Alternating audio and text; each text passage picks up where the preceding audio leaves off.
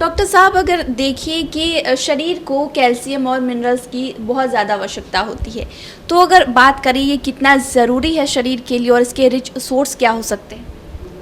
ऐसा है रिया जी कि कैल्शियम एक ऐसा मिनरल है जो पूरे शरीर के लिए आप समझ सकते हैं कि एक अनिवार्य तत्व है, जिसके बिना आप शरीर की कल्पना नहीं कर सकती।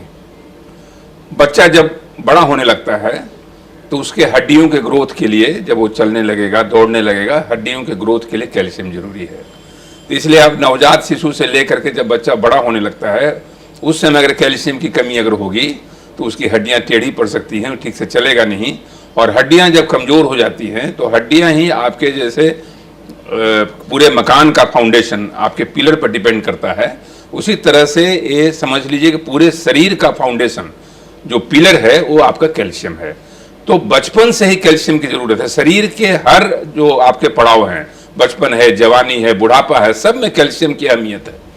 बचपन में तो हमने देखा कि जब आपको बच्चा जब चलना शुरू किया उस समय कैल्शियम की जरूरत है। जब बाद में जवानी आई तो जवानी में आपका जब हार्ट धड़क रहा है तो हार्ट को धड़कने के लिए भी कैल्शियम चाहिए। तो हृदय की धड़कन में भी कहीं न कहीं अनियंत्रण आ जाएगा, नियंत्रण में कमी हो जाएगी अगर कैल्शियम की कमी होगी तो वहां भी कैल्शियम की जरूरत है। ब्लड प्रेशर जब ज़्यादा होता है, जब कैल्शियम बढ़ता है तो कैल्शियम को हम लोग एंटागोनाइज करते हैं, तो उसमें ज़्यादा होने में गड़बड़ी है, लेकिन कैल्शियम की अहमियत वहाँ पे है। जब मेनोपॉज हो जाता है, जो औरतों के जो माहवारी है, जो पीरियड है, बंद हो जाता है, उसके बाद ऑस्टियोपोरोसिस शुरू हो जाता है, यानी कैल्शियम की कमी हो जाती है हड्डियों में। तो उसमें जब हड्डियों में कमी हो जाती है तो मेनोपॉज के बाद खास करके औरतों में बोन डेंसिटी घट जाता है और ऑस्टियोपोरोसिस की वजह से उनकी हड्डियाँ कमज़ोर हो जाती है, जल्दी फ्रैक्चर हो जाता है। इसलिए महिलाओं में खास करके अगर वो थोड़ी गिरेंगी तो उनमें फ्रैक्चर की संभावना बढ़ेगी पोस्ट मेनोपॉजल लेडीज में। वहाँ कैल्शियम की ज़रूरत है। जो मेल्स हैं उसमें आप देखें कि बहुत ज़्यादा कैल्शियम की कमी किसी को रहेगी तो नॉर्मल फॉल कोई हुआ, अगर नॉर्मल तरीके से गिरा, और एक व्यक्ति जिसमें कैल्शियम की कमी हुआ गिरा, उसमें फ्रैक्चर का परिमाण ज़्यादा होगा, मैग्नीट्यूड ज़्यादा होगा। तो कैल्शियम एक ऐसी चीज़ है रिया जी जो आपके शरीर को मजबूती प्रदान करने में, शरीर को चलायमान बनाए रखने में, शरीर को एक मोबिलिटी देने में इसकी एक अहम भूमिका है। और कैल्शियम के साथ मिनरल जो कैल्शियम फॉस्फेट कहते हैं, तो और कैल्शियम का सोर्स बहुत सिंपल है। तो कैल्शियम का सोर्स मान लीजिए अगर आप दूध अफोर्ड कर सकती हैं तो दूध ले सकती हैं, दूध से बढ़िया कोई दूसरा चीज़ नहीं है। Milk is a very great source of calcium. अंडा है, अगर एक अंडा भी आप लेती हैं तो अंडे में भी कैल्शियम है। कुछ फ्रूट्स हैं जिसमें कैल्शियम प्रचुर मात्रा में होता है। रागी है, रागी में कैल्शियम जो खाने में ये होता है।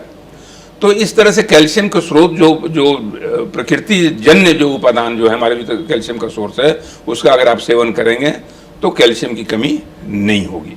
और अगर इसके बाद भी कैल्शियम डिफिशिएंसी है तो आपको ऊपर से कैल्शियम का टैबलेट लेना होगा।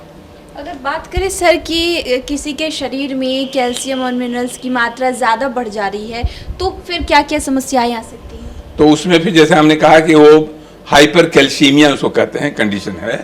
तो हाइपर कैल्शियमिया में जैसे हम लोग ब्लड प्रेशर का कोई मरीज अगर होता है तो उसमें हम लोग कैल्शियम कम करने की दवाई देते हैं। कैल्शियम एंटागोनिस्ट होता है। तो जब कैल्शियम कम होता है, क्योंकि ज़्यादा कैल्शियम होने से वो मायोकार्डियल कंट्रैक्टिलिटी को बढ़ाता है और हार्ट की को जो धड़कने की क्षमता है उस पर असर करता है। तो आप कैल्शियम को कम करके आप उसके हाइपरटेंशन को कम करते हैं।